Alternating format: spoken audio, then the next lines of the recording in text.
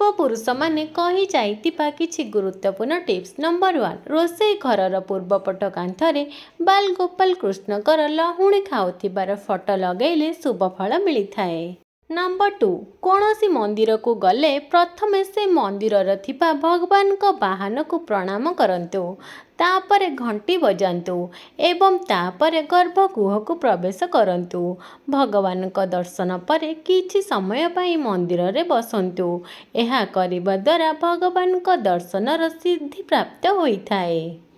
Number 3, ଗୋମାତା ଯଦି କାନ୍ଦନ୍ତି ତେବେ ଆପଣଙ୍କର 6 ମାସ ଭିତରେ କିଛି ନା କିଛି ବିପଦ ପଡ଼ିବ ବୋଲି ଜାଣିବେ।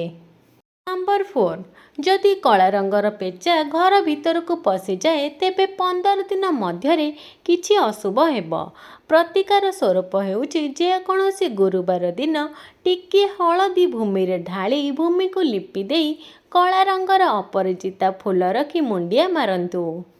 ନମ୍ବର 5, ଭୋଜନ କରିବା ସମୟରେ ନିଜର ବାମ ହାତ ପାଦରେ ରଖନ୍ତୁ ନାହିଁ ଏବଂ ଭୋଜନ କରିବା ସମୟରେ ଗାମୁଛା, ଟୋପି କିମ୍ବା ଲୁଗାରେ ମସ୍ତକକୁ ଆବରଣ କରି ଭୋଜନ ଗ୍ରହଣ କରନ୍ତୁ ନାହିଁ। ନମ୍ବର 6, ମନ୍ଦିରରେ ଥିବା ଦେବତାଙ୍କୁ ପୂର୍ବମୁଖା ଏବଂ ଘରେ ଥିବା ଦେବତାଙ୍କୁ ପଶ୍ଚିମ ମୁଖା କରି ସ୍ଥାପନା କରିବା ଉଚିତ। ନମ୍ବର 7, କୌଣସି ମଙ୍ଗଳବାର ଦିନ ଭୂଇଁରେ ମୁଣ୍ଡ ଲଗାଇ ପ୍ରଣାମ କରନ୍ତୁ, ଯେପରି ମୁଣ୍ଡରେ ଲାଗିବ। ଏହା କରିବା ଦ୍ୱାରା ଚର୍ମ ରୋଗ ସବୁ ଦୂର ହୋଇଯିବ। ଭିଡ଼ିଓଟିର ଆଗକୁ ଯିବା ପୂର୍ବରୁ ଆପଣମାନେ କମେଣ୍ଟ ବକ୍ସରେ ଜୟ ମା ଲକ୍ଷ୍ମୀ ଲେଖନ୍ତୁ। ମା ଲକ୍ଷ୍ମୀ ଆପଣଙ୍କର ସବୁ ଦୁଃଖ ଦୂର କରିବେ। ନମ୍ବର 8, ବାସନ ମାଜିବା ବେଳେ ବାସନର ଶବ୍ଦ କମ୍ ହେବା ଆବଶ୍ୟକ।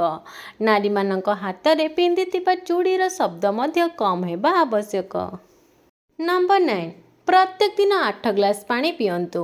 କେବେ ବି ଠିଆ ହୋଇ ପାଣି ପିଇବା ଉଚିତ ନୁହେଁ ଏବଂ ପାଣିରେ କେବେ ବି ମଳମୂତ୍ର ତ୍ୟାଗ କରନ୍ତୁ ନାହିଁ, ଏହା ଅଶୁଭ ହୋଇଥାଏ। ନମ୍ବର 10, ରାତିରେ ଶୋଇବା ପୂର୍ବରୁ ଆଇନାକୁ ଖୋଲା ନ ଛାଡ଼ି ଏକ କଳା କପଡ଼ା ଦ୍ୱାରା ଘୋଡ଼େଇକି ରଖନ୍ତୁ। ଏହା ଦ୍ୱାରା ଘରର ମଙ୍ଗଳ ହୋଇଥାଏ। ନମ୍ବର 11, ଘର ଭିତରେ ଚୁଚୁନ୍ଦ୍ରା ଦେଖାଦେଲେ କିମ୍ବା ଘର ପାଖରେ କୋଇଲି ରାବିଲେ ଶୁଭ ସମୟ ଆଗମନର ସୂଚନା ମିଳିଥାଏ, ଏହି କଥାକୁ ମନେ ରଖିବେ। ନମ୍ବର 12, ଘରେ କେବେ ବି ବୁଢ଼ିଆଣୀର ବସା ହେବାକୁ ଦିଅନ୍ତୁ ନାହିଁ, ଏହା ଘର ପାଇଁ ଜମା ବି ଭଲ ନୁହେଁ। ନମ୍ବର 13, ଅମାବାସ୍ୟା ଦିନ ଘର ସଫା କରି ଅଦରକାରୀ ଜିନିଷକୁ ଫୋପାଡ଼ି ଦେବା ଉଚିତ, ଏହି କଥାକୁ ମନେ ରଖିବେ।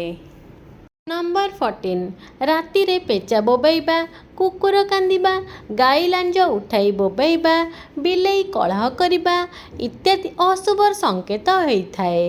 ଏହି ସମୟରେ କେବଳ ଆପଣମାନେ ମହାମୃତ୍ୟୁଞ୍ଜୟ ମନ୍ତ୍ରକୁ ପାଠ କରନ୍ତୁ। ନମ୍ବର 15, ଯେକୌଣସି ପକ୍ଷୀ ରାତିରେ ଫଳଟିଏ ଅଧା ଖାଇ ଘରର ଛାତ କିମ୍ବା ଦୁଆର ମୁହଁରେ ପକାଇଥିବାର ଆପଣମାନେ ଯଦି ସକାଳୁ ଦେଖୁଛନ୍ତି, ସେହି ଦିନରୁ ଶୁଭ ସୂଚନାର ସଂକେତ ମିଳିବ ବୋଲି ଜାଣିବେ। ନମ୍ବର 16, ସୂର୍ଯ୍ୟ ଉଦୟ ସମୟରେ କୁଆ ଘରର ପୂର୍ବ କିମ୍ବା ପଶ୍ଚିମ ଦିଗରେ ବସି ରାବିଲେ ଶୁଭ ସୂଚନା ମିଳିଥାଏ। ସୂର୍ଯ୍ୟ ଉଦୟ ସମୟରେ କୁଆ ଘରର ଉତ୍ତର କିମ୍ବା ଦକ୍ଷିଣ ଦିଗରେ ବସି ରାବିଲେ ଅଶୁଭ ସୂଚନା ମିଳିଥାଏ। ନମ୍ବର 17, ଜନ୍ମ ମାସ, ଦିନ ଓ ନକ୍ଷତ୍ରରେ ପୁଅ ଝିଅଙ୍କର ବିବାହ କରିବା ଉଚିତ ନୁହେଁ। ଭିଡ଼ିଓଟିର ଆଗକୁ ଯିବା ପୂର୍ବରୁ ଆପଣମାନେ ଓଡ଼ିଶାର କେଉଁ ଗ୍ରାମରୁ ଆମ ଭିଡ଼ିଓ ଦେଖୁଛନ୍ତି କମେଣ୍ଟ ମାଧ୍ୟମରେ ନିଶ୍ଚୟ ଜଣାଇବେ। ନମ୍ବର 18, ମଙ୍ଗଳବାର ଦିନ ଟଙ୍କା କରଜ କରନ୍ତୁ ନାହିଁ, କିନ୍ତୁ କରଜ ଟଙ୍କା ସୁଝିଲେ ଏହା ମଙ୍ଗଳ ହୋଇଥାଏ। ନମ୍ବର 19, ସୂର୍ଯ୍ୟ ପୂଜା ସମୟରେ ବେଲପତ୍ର ଓ ଟଗର ଫୁଲର ବ୍ୟବହାର କରନ୍ତୁ ନାହିଁ। ନମ୍ବର 20, ସୋମବାର ଦିନ ଗାଈ ଗୋରୁ କିଣନ୍ତୁ ନାହିଁ କିମ୍ବା ବିକନ୍ତୁ ନାହିଁ। ସୋମବାର ଦିନ ପିଲାମାନଙ୍କର ଖାତା ବହି କିଣିବା ଶୁଭ ହୋଇଥାଏ। ଯଦି ଆପଣମାନଙ୍କୁ ଆମ ଭିଡ଼ିଓଟି ଭଲ ଲାଗୁଥାଏ ତାହେଲେ ଲାଇକ୍, କମେଣ୍ଟ ଆଉ ସେୟାର କରିବାକୁ ଜମା ବି ଭୁଲିବେନି।